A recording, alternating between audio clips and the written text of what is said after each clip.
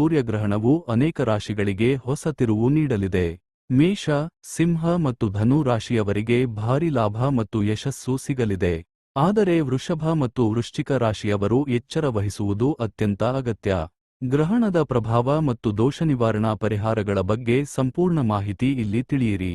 August 2026ರ ಸೂರ್ಯಗ್ರಹಣ, ವಿವಿಧ ರಾಶಿಗಳ ಮೇಲಾಗುವ ಪ್ರಭಾವಗಳು ಮತ್ತು ಪರಿಹಾರಗಳು. ಮೇಷರಾಶಿ, ಧನಲಾಭ ಹಾಗೂ ಅಭಿವೃದ್ಧಿ. ಭಾರತದಲ್ಲಿ ಈ ಗ್ರಹಣ ಗೋಚರಿಸದಿದ್ದರೂ ಜ್ಯೋತಿಷ್ಯದ ದೃಷ್ಟಿಕೋನದಿಂದ ಮೇಷರಾಶಿಯ ಜಾತಕದವರಿಗೆ ಅತ್ಯಂತ ಶುಭಫಲಗಳನ್ನು ನೀಡಲಿದೆ. ಹಿಂದೆ ಮಾಡಿದ ಹೂಡಿಕೆಗಳಿಂದ ಈ ಸಮಯದಲ್ಲಿ ನಿರೀಕ್ಷೆಗೂ ಮೀರಿದ ಆದಾಯ ಹರಿದುಬರಲಿದೆ.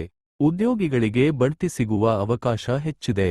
ವ್ಯಾಪಾರಿಗಳಿಗೆ ನೂತನ ಯೋಜನೆಗಳು ಲಭ್ಯವಾಗಿ ಸಾಮಾಜಿಕ ಸ್ಥಾನಮಾನ ಹಾಗೂ ಗೌರವ ವೃದ್ಧಿಸಲಿದೆ. ಸಿಂಹರಾಶಿ, ನೂತನ ಅವಕಾಶಗಳು ಹಾಗೂ ಬಲ. ಸಿಂಹರಾಶಿಯ ಅಧಿಪತಿ ಸೂರ್ಯನಾಗಿರುವುದರಿಂದ ಈ ಗ್ರಹಣವು ಹೊಸ ಚೈತನ್ಯ ಮತ್ತು ಅಪಾರ ಅವಕಾಶಗಳನ್ನು ಹೊತ್ತು ತರಲಿದೆ. ಸಮಸ್ಯೆಗಳಿಗೆ ಪರಿಹಾರ. ದೀರ್ಘಕಾಲದಿಂದ ಬಗೆಹರಿಯದಿದ್ದ ಆಸ್ತಿ ವ್ಯಾಜ್ಯಗಳು ಇತ್ಯರ್ಥವಾಗಲಿವೆ. ಆರ್ಥಿಕ ಸಂಕಷ್ಟದಲ್ಲಿದ್ದವರಿಗೆ ಸೂಕ್ತ ಮಾರ್ಗ ದೊರೆಯಲಿದ್ದು, ಕೆಲಸ ಹುಡುಕುತ್ತಿರುವವರಿಗೆ ಬಯಸಿದ ಉದ್ಯೋಗ ಸಿಗುವ ಯೋಗವಿದೆ.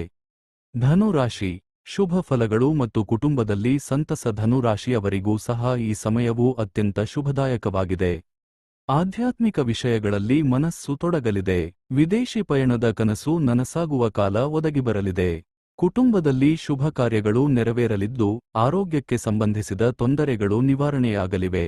ವೃಷಭ ಮತ್ತು ವೃಶ್ಚಿಕ ರಾಶಿ, ಎಚ್ಚರಿಕೆ ವಹಿಸಬೇಕಾದ ಸಮಯ. ಕೆಲವು ರಾಶಿಗಳಿಗೆ ಶುಭವಾಗಿದ್ದರೂ ವೃಷಭ ಮತ್ತು ವೃಶ್ಚಿಕ ರಾಶಿಯವರು ಸ್ವಲ್ಪ ಜಾಗರೂಕರಾಗಿರುವುದು ಒಳಿತು. ದೊಡ್ಡ ಮಟ್ಟದ ಬಂಡವಾಳ ಹೂಡುವುದು ಅಥವಾ ಹೊಸದಾಗಿ ಸಾಲ ಮಾಡುವುದನ್ನು ತಪ್ಪಿಸಿ. ಮನೆಯಲ್ಲಾಗಲಿ ಅಥವಾ ಕೆಲಸದ ಸ್ಥಳದಲ್ಲಾಗಲಿ ಅನಗತ್ಯ ಜಟಾಪಟಿ ಮತ್ತು ವಾದಗಳಿಂದ ದೂರವಿದ್ದರೆ ಮಾನಸಿಕ ಶಾಂತಿ ಉಳಿಯುತ್ತದೆ. ಗ್ರಹಣ ದೋಷ ನಿವಾರಣೆಗೆ ಜ್ಯೋತಿಷ್ಯ ಪರಿಹಾರಗಳು. ಋಣಾತ್ಮಕ ಪ್ರಭಾವಗಳಿಂದ ಪಾರಾಗಿ ಒಳ್ಳೆಯ ಫಲಗಳನ್ನು ಹೆಚ್ಚಿಸಿಕೊಳ್ಳಲು ಈ ಕೆಳಗಿನ ಕ್ರಮಗಳನ್ನು ಅನುಸರಿಸಿ. ಮಂತ್ರ ಪಠಣೆ. ಗ್ರಹಣದ ಅವಧಿಯಲ್ಲಿ ಸೂರ್ಯ ಮಂತ್ರಗಳು ಅಥವಾ ಓಂ ನಮಃ ಶಿವಾಯ ಜಪಿಸುವುದು ಶ್ರೇಷ್ಠ. ಗ್ರಹಣ ಮುಗಿದ ನಂತರ ಪವಿತ್ರ ಜಲದಿಂದ ಸ್ನಾನ ಮಾಡಿ ಶ್ರೀ ಮಹಾವಿಷ್ಣು ಅಥವಾ ಈಶ್ವರನ ಆರಾಧನೆ ಮಾಡಿ. ಗೋಧಿ, ಬೆಲ್ಲ, ಕೆಂಪು ಬಣ್ಣದ ವಸ್ತ್ರ ಅಥವಾ ತಾಮ್ರದ ಪಾತ್ರೆಗಳನ್ನು ದಾನ ಮಾಡುವುದರಿಂದ ಸೂರ್ಯಗ್ರಹಣದ ದೋಷಗಳು ನಿವಾರಣೆಯಾಗುತ್ತವೆ. ಆಗಸ್ಟ್ 2026ರ ಸೂರ್ಯಗ್ರಹಣವು ಅನೇಕರ ಜೀವನದಲ್ಲಿ ಹೊಸ ಭರವಸೆಯನ್ನು ಮೂಡಿಸಲಿದೆ.